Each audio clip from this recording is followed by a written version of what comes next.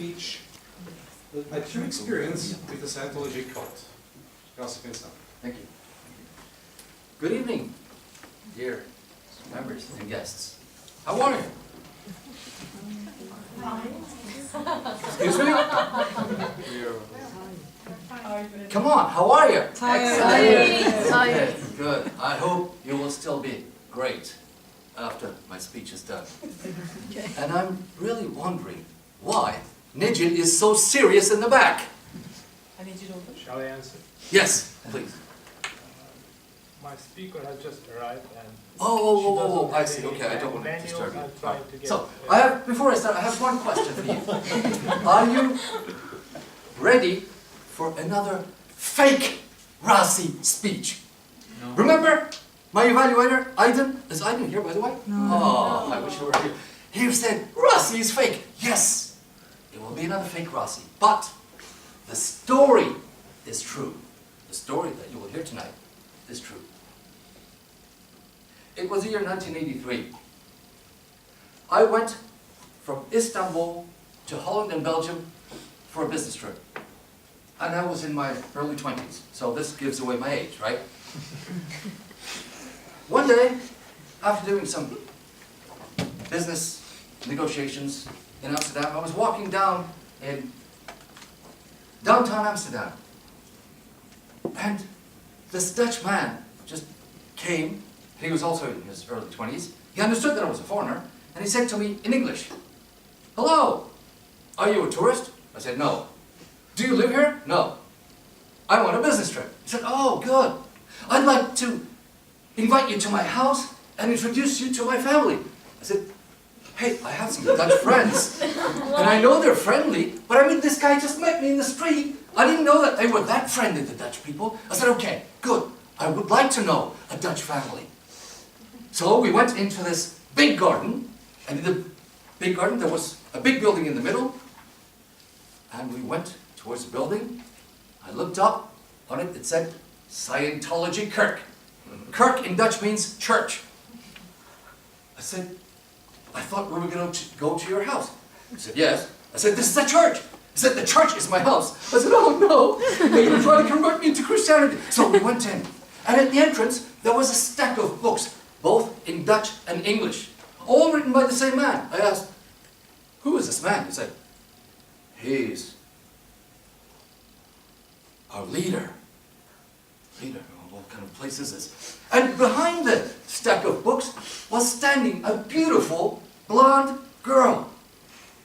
He said, "Let me introduce you to my sister, Tanya." I said, "Oh, this guy must be really nice. He's trying to set me up with his sister. I always wanted to have a beautiful blonde girlfriend." "Hello, Tanya." I said, "I'm Rasih." She said, "Hello, Rasih. Are you a tourist?" I said, "No." "Do you live here?" "No. I'm on a business trip." "Good. Let's go to my room." I said, wait. I like you, but I'm not ready for sex. I mean, she said, Tanya said, "Who said anything about having sex? I'm going to interview you." I said, "Interview me?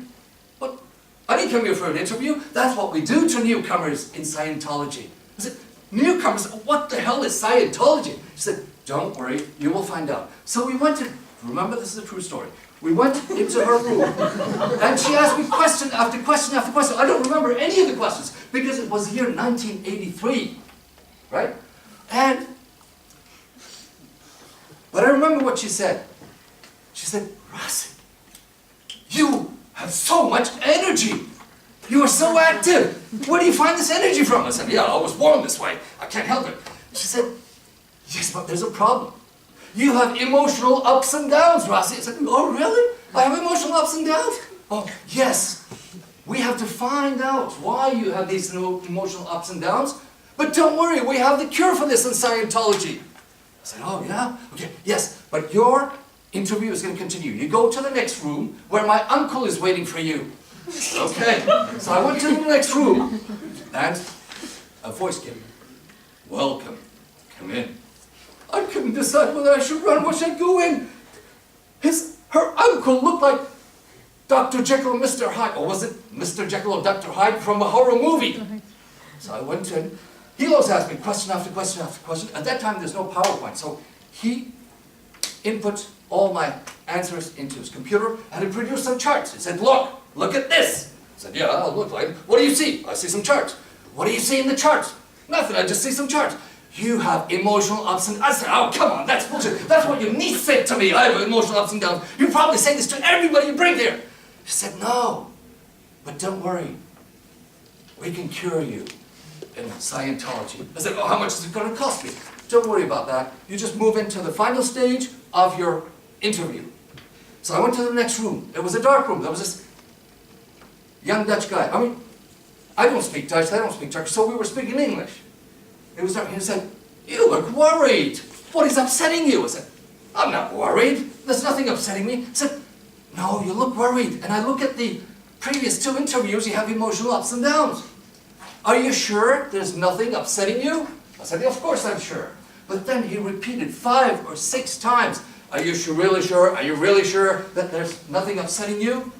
I said, okay, just to make this guy shut up, I'm going to say, yeah, there's one thing upsetting me. You Dutch people are so prejudiced against the Turk that this is upsetting me. Nobody talks to me here. That was bullshit. Because in the bars, whenever I met these Dutch people, they were really friendly. They invited me to parties. But just to make him shut up, I said that. And he said, that's okay. We have the cure for this in Scientology. Now, would you like to attend for free, a classroom? Oh, of course. If it's for free, I'll attend. So, he sent me to the classroom, like a school classroom. All teenagers, I was around 23. And everybody, like, you know, in a regular classroom. Reading books. Those Scientology self-help books. They said, do you speak Dutch? Oh, there was this guy, 18 years old. They called him the Scientology professor, 18 years old. And he said to me, you speak Dutch? No. Doesn't matter. I'll give you the English version. So, read this, and then I will come around and I will ask you what it says here. So he came around, and I started making my point. He gave me Play-Doh. You know those Play-Doh that kids play with? He said, demonstrate with this. So I demonstrated my point with Play-Doh. And he said, good.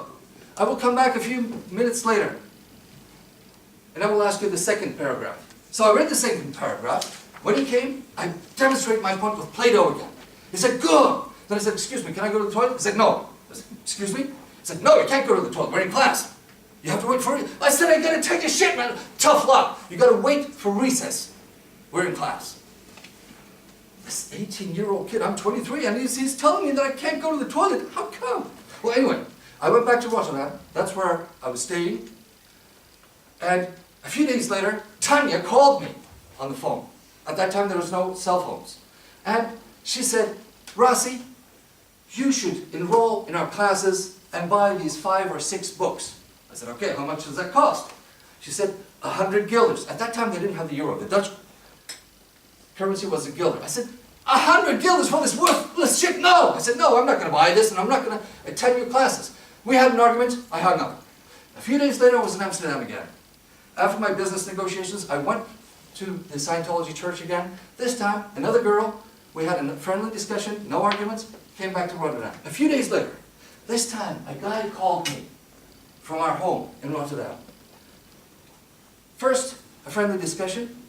Then he said, Mr. Bensan, I think you should join us. I said, no, I don't want to join you.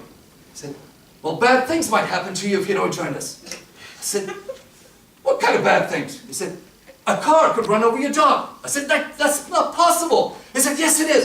That's not possible. I don't have a dog. He said, that's worse. The car could run over you. I said, oh, come on, that's bullshit. I hung up. Then, went back. It was time to go back to Turkey. Went back to Turkey. To Istanbul. I said, these suckers are never going to find me here in Istanbul. Because I didn't give them my address. In Rotterdam, I was stupid enough to give them our home phone number in Rotterdam. But in Istanbul, I didn't give them my address. So they're never going to find me. Well, a month went by. I received a letter. At that time, there was no emails. So I opened the letter. It was saying this. Dear Mr. Bensan, it was nice to meet you. We see potential in you. Would you like to be our representative in Turkey? Signed by the Scientology Church of Amsterdam. I said, how did they find me here? I didn't even give them my address. I never heard from them again. That was my experience with the Scientology cult. It is a 100% true story. even though I told you in a humorous way. Have a wonderful night.